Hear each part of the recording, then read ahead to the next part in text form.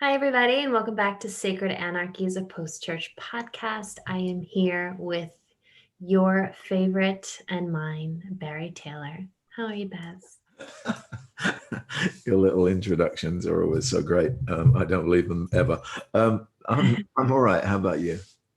I'm good. I'm good. Sun is shining, which is a change from earlier today. It was raining. It was raining yesterday and the day before, and it's going to rain tomorrow and the next day too. But that is the UK in mid-May for you, I suppose. Well, yeah. Although last month we had the lowest rainfall ever in April, and this year we've already had, I think, like 4 or 5 times as much in the first 9 days of May.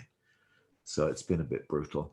There is just Uh, no way to predict, but we're just sort of hanging in there and trying to roll with the punches of the weather. And Heading our way towards a bit more of an easing, which is always a good thing. I know there's lots happening next couple weeks here in Britain. The lockdown is going to be lifting quite a bit more over the Yeah. next week. You're headed to Belfast for Wake, Yep. um, Peter Rollins, so that'll be fun for you. Although I'm usually a Waker and I go every year, but the interesting thing about Wake this year is that it's going to be completely online, but all the speakers are going to be in person with each other on location in Belfast. So that should be Yeah. cool. Yeah. It's yeah. I think it's going to be interesting. I mean, I've been to pretty much, I think, all but one wake Mhm. since the beginning, and the interesting thing about it is it's a very geographic and physical experience. It is. I mean, in Belfast for Yeah. particular reasons, and Yeah. so it's going to be an interesting experiment to see how it plays out. 3 hours live online, three Yeah. nights in a row. But Oh. I mean, there's music and different. And Leonie is going to be the MC. She's a Belfast comedian, dancer, Fabulous. all around fabulous human being. She's going to be making it all happen. Duke Spirit, who's an old friend of Pete's and a kind of well-known Belfast or British musicians, going to be doing some music. There's a couple of other bands playing. Padraig's going to be there. So great. Yeah, Well, hopefully over this time next year, all the usual Wakers will be preparing to meet together let's live. hope so. Let's Yeah, hope so because this is it's obviously the very second year in a row that it hasn't been able to be live. And I think it didn't even run last year at all. So this is kind of halfway.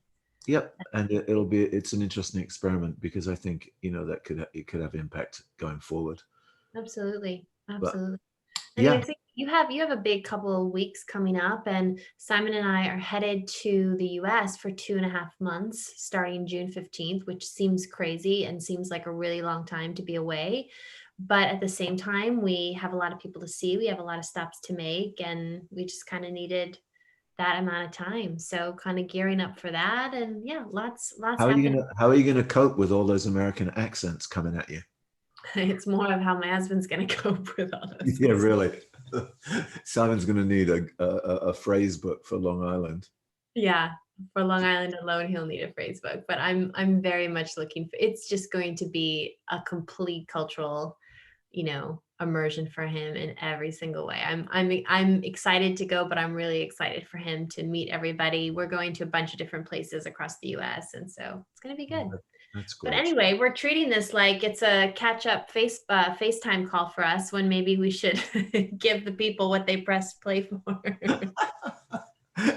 Oh, it wasn't just a personal update that they just pay for?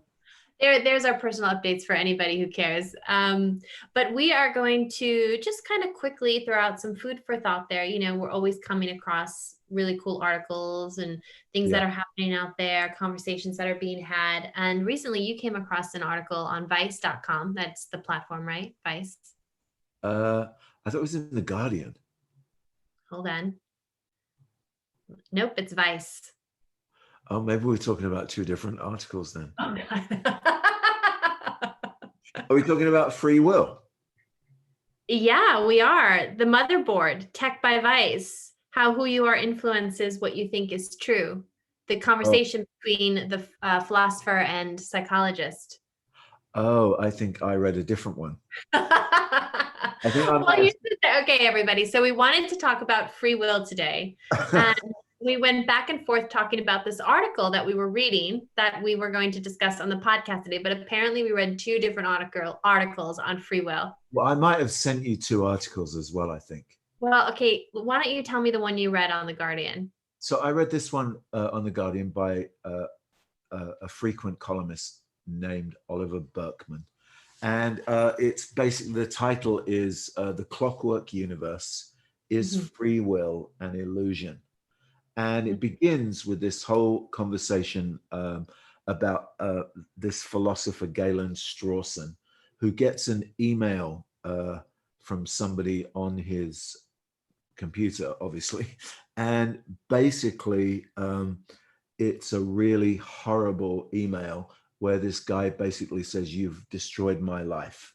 You've ruined everything about my existence, my son, my partner, my job, my home, my mental health, all because of you, because you told me I had no control and I was not responsible for anything I do. And my 6-year-old son was not responsible for what he did." And then the end of the email is, "Goodbye and good luck with the rest of your cancerous, evil, pathetic existence." Ouch. And essentially it's because Strawson is one of many philosophers who is very much in the realm of arguing that free will doesn't exist whatsoever, that we're not therefore responsible in a sense. I mean, I don't want to, this is a broad brush, but essentially we don't have any free will. All the decisions that we make are the result of other decisions and other choices and other actions, and all of that going all the way back, maybe, if you like, to the beginning of the world or the Big Bang or the foundation of society. Sure, but that's a different type of free will because it still starts with free will, right? Like obviously it's all of life is to be super reductionistic and probably way too simplistic. It's kind of like this choose your own adventure. So, if you want to climb up this hill, go to page 62, but if you want to walk down this pathway, go to page 196, so, and then obviously you're not getting on one page what you're getting on the next. So in a sense, one decision does have consequences that affect the next, but that isn't the type of free will that most people are talking about when we're talking about free will in the church and determinism and all of. Well, yeah, I mean, I think there's a theological conversation about free will, and depending on your particular orientation within Christianity, there's a raft of opinions. So, Calvinists have problems with free will because of, predestination and all that kind of stuff. And then you have all the nuances of Orthodoxy and Eastern Orthodoxy and Catholicism and then evangelicalism and all of those different things. But within the world of philosophy and science, there's a bit of a clash. And I think, which is what this next article on Vice was about, actually. Well, why don't you talk about that really quickly, and then we'll see where they both meet. Well, just really quickly. So there was a conversation with the interviewee with two friends and colleagues, one at Johns Hopkins and one at Boston University. One is a psychologist, one is a philosopher. And so the big debate, and they were friends since elementary school. So they've been lifelong friends, and they've been having these philosophical scientific debates for decades and decades, and they're still doing this work together as colleagues, but one is on one side and one is on the other. And basically the entire discussion was asking questions and engaging various experiments through their research in terms of what affects someone's decision on free will more. Is it demographic? Is it social location? Is it their philosophy? Is it their psychological makeup? And most of the work that these two are doing are showing that how you think about, morality and how you think about, consciousness and free will and determinism and all of those things has most everything to do with your psychological makeup and not with your actual demographic. I read that. I remember that article now. Yeah, which I think is really interesting because they also talked about again, your psychological makeup. So those given more to depression were more on board with determinism. And those given more towards kind of like a freer view of life, those who've engaged marijuana in particular and psychedelics in particular, as cited in this article, were actually way more open when it came to free will. So everything pointing to psychological makeup of a person and not So actual. where does that leave me as a depressed on a psychedelic? Because I think on one level, I mean, I don't know that, well, depression, I'm definitely melancholic. And I think I've probably been depressed in my life, but I don't view it actually like, I don't think there's some like clockwork thing making the world work against me for Mhm. sure. Yeah. But yeah, it's interesting. Well, the depressed people, it's obvious that they feel that their hands are tied in life and that potentially nothing is working out for them, nothing is making them happy. And so everything is determined and it's not determined in their favor, perhaps. And those who have engaged psychedelics and marijuana, who have essentially had, transcendental experiences, can kind of see the world past the physical and past the material. And Yeah, so they can kind of have vision and imagination for something other and something else, which plays into free will and free choice in terms yeah, of bringing beauty into your life, bringing morality, bringing goodness, yeah. essentially, and creativity and production and building and those kinds of things.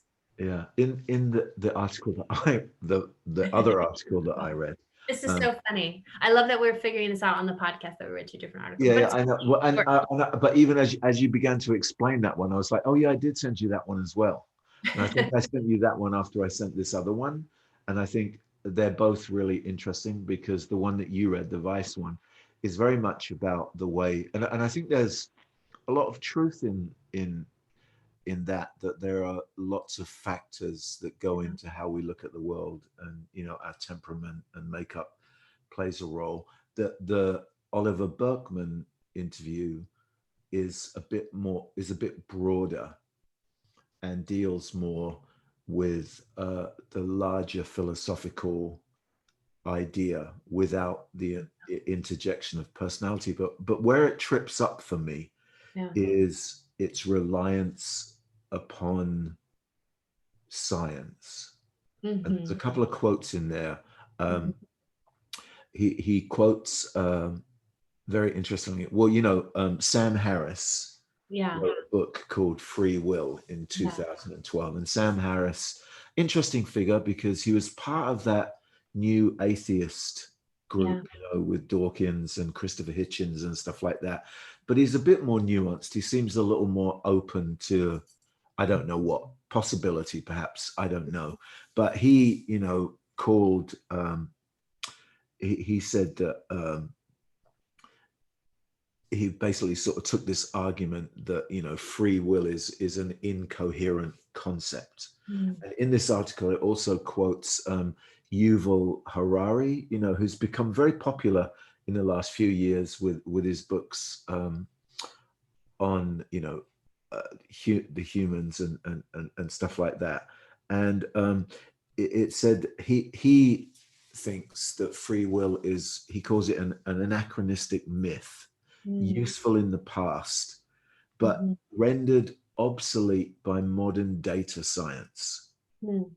And then it goes on to talk about how um, the latest views on free will and the suspicion towards free will are being driven by advances in neuroscience. So you have neuroscience and you have data science as ways in which an argument is being uh, or a new claim between free will or non-free will is being put out there, and I'm a little wary of this idea that seems to exist very strongly within culture, that science can answer everything. I just don't think there's a theory of everything, and I think there are some questions that science is not the best answer for. Do you know what I mean? I do know what It's like, you mean. I it's like totally. there's that story, I think I've told it before, that came from uh, the philosopher Frank Kyofi, who talked about um, someone going to the doctor and being told, they just need to go and contemplate the universe when they really needed a pill for a headache, and then someone being sick on a boat, and the philosopher comes out and explains to them the existential realities of anxiety and stuff like that, and that person needed a pill. And Frank Kiofi's point is that you need the right answer in particular situations, and I'm a little wary of relying on science as a refutation of free will alone. And I don't even know, to be quite honest, I'm not even sure what I think. I'm not sure that I ever really understood that whole conversation anyway, because to me it almost feels like it's too naive of a question in Sure. that form. Do you believe in free will or not? Yeah. I don't Well, know. I think Because I think, asking, I well, mean, I think it's a bit asking the wrong question. And I think a term, you and I are always talking about new language and, versus, outmoded ways of speaking about things. And so the question is to interrogate the language and to say, okay, does this still hold up? Is this something that is yeah, helpful? If it's not helpful, do we reauthor it and throw it back out there again with new meaning? Or is it just too washed up and do we need something new for it? And I think something like free will is so weighted down with so much baggage that's yeah, unhelpful. And it's surrounded with so much confusion and chaos and misinformation and misunderstanding. I don't think that it's as simple as, is free will legitimate or is it not? yeah, But perhaps, we understand humanity a little bit differently. We understand our neural functionality a lot differently now. yeah, We understand how our social stimuli affects us, how our psychological makeup affects us more than we ever have. And that knowledge is only going to continue to grow. And I don't know that we're at a place in society where we are 100% gun ho and completely reliant upon science. It seems a very, enlightenment, sort of modern, way of looking at the world. And I think while we take science in for yeah. everything, all the values that it brings us, I'm not sure that we're living in a society that is 100% reliant on it. No, I don't think it's no, I don't think we're 100% reliant on it as well. I just think that we do, though, live in a world where science is the answer in a way that religion was once the answer. Sure. It's presented as almost irrefutable information if it's got science attached to it. Sure. And And we can have science try and speak to questions of free will, but that doesn't change yeah, the fact that we may have to go back and talk about if the term free will is even a helpful way of talking about what we think it houses inside of yeah. its I mean, it's what?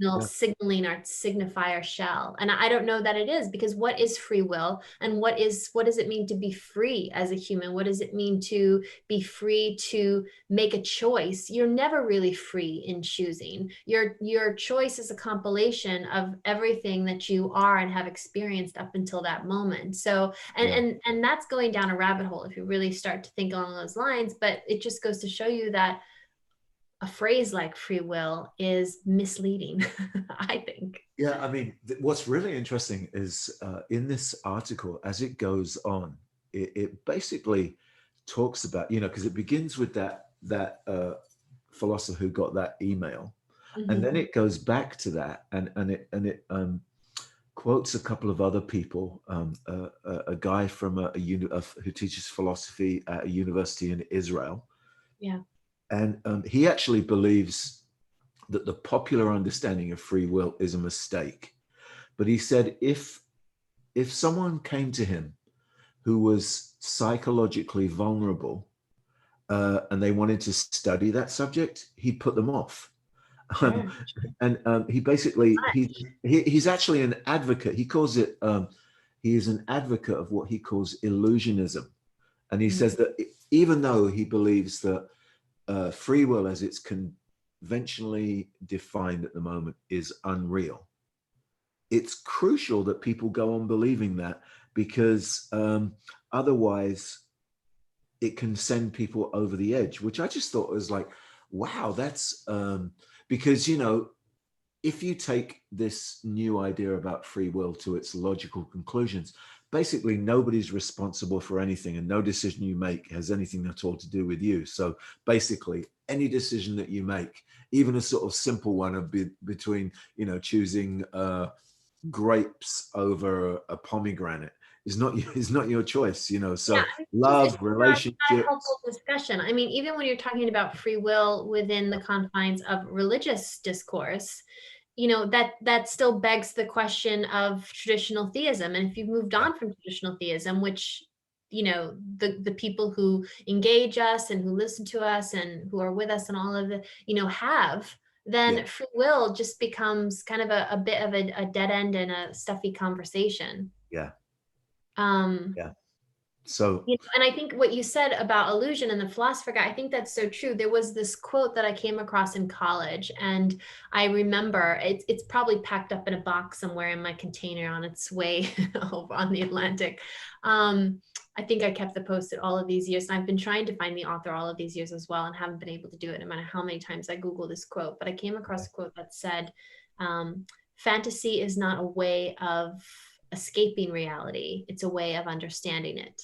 yeah, And for me, I kind of understood that as like a healthy dose of imagination and magic and, you know, alchemy and the spin and the haunting and the whispers and all these things that we talk about often, is a healthy way of engaging with life, yeah, even if none of it is empirically true. And, you know, I don't really, we don't buy and sell in empirical data or yeah, realities most of the time. But yeah, I mean, I think it is helpful to keep that little bit of illusion that may not be such an illusion at the end yeah. of the day. The interesting thing to me, and I was thinking about this Yeah. while I was reading this article again, I was like, what is it that, what am I like? Because as I said, I'm not really fussed one way or the other. Mhm. It's not, you know, I don't know. Maybe I'm just too dumb, but I don't sit Yeah, around. that's it. I don't know. You know, no. What it is there are just certain questions that don't interest me. Well, then we're both dumb because I'm not interested in it either. Well, but I am interested, but I'm not interested. Do you know what I mean? Like I'm not interested enough to like, And make it my life's yeah. work to But figure out the will. Yeah. I think what it comes down to me is that even in this recent conversation, it brings up the same thing that occurs in our world over and over and again, and that is we we seem to think that we live in a world of cause and effect. Right. And I I don't know if it's exposure to concepts like grace. I don't know, but that might be a part of it. But I also think that stuff happens in life for which We don't have explanation. And we in don't have explanation. So there may be some cause back there. Maybe there is. Maybe there maybe, isn't. but But I I don't do think understand the I think driving force to understand it and to yeah. define it, to nail it down. Like I'm totally okay with I not just knowing. don't. I just don't think we live in this clockwork universe. Even though I believe in natural law and all that stuff, but you know, are there some things that escape natural law? You know, I don't know, and I think you know it's very difficult to. Well, I don't think you can actually go beyond Yeah. the way the world appears to us, and that is shaped by where we're Yeah. um, living. You know, different parts of the world. This is, you know, this is not the same question in every culture or every No. society. In fact, in some societies, this wouldn't even be a question at all. They just roll their eyes probably and go, "What's the matter with you, Westerners?" You know Yeah. what I mean? Yeah. Because I think sometimes we forget. We always we tend to universalize existential questions without And realizing that existential questions are actually particularly defined, I yeah. think. So I don't know. Is it free will that we're having this conversation, or is it determinism? Did the universe make this happen? I'm not sure that I would choose a free will to have this go. But there you go. We've had it, and there's obviously so much more to say on free will that we won't say because we just don't have time and we don't care enough. But this is just a drop in the bucket, and like it's a good example in terms of how we need to be rethinking most things when it comes to philosophical wonderment and topics of interest and religious discourse when it comes to some of these concepts as well. You cannot change something, evolve something, innovate something, reimagine, reconfigure something, and not do the same with something else. Again, so if your concepts of God and meaning making are changing, then the free will conversation kind of becomes a bit moot. It needs to be another conversation, maybe one about agency, maybe one about choice, maybe one about potential cause and effect situation through history, through generations, politics, law, lots of other things, but maybe not the way it's been had. So I think this is a good example of a and also I think it's a reminder that we should hold all of our theories and ideas very lightly. Loosely, absolutely. We are big proponents of that. Tread with humility, tread with hermeneutical humility. Really, we're always interpreting everything, and everything is always up for reinterpretation. So with that, we will use our free will to end this podcast. Or is that a determination on your part? Ooh. Well, if I'm the divine clockmaker here, which I wouldn't mind being that. Well, you are kind of in charge of the clock of H&Co, that's for sure. So maybe. that clockwork universe is you're the invisible hand in that universe. Don't mind it. And with that being said, thanks for joining us, everybody, this week. Again, we love having you, and we'll see you next week for some more anarchy podcasting. Bye, everybody. Is this anarchy what we're doing?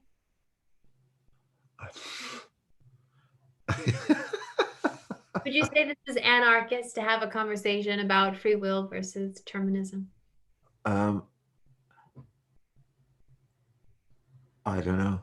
All right. Well, we'll maybe tackle that question next week. That was a heavy question for the goodbye. Sorry, I know you were like, bye, everybody. And I'm like, are we anarchists? All right. This is goodbye for everyone. Thanks so much. See you next week. Bye-bye. Bye.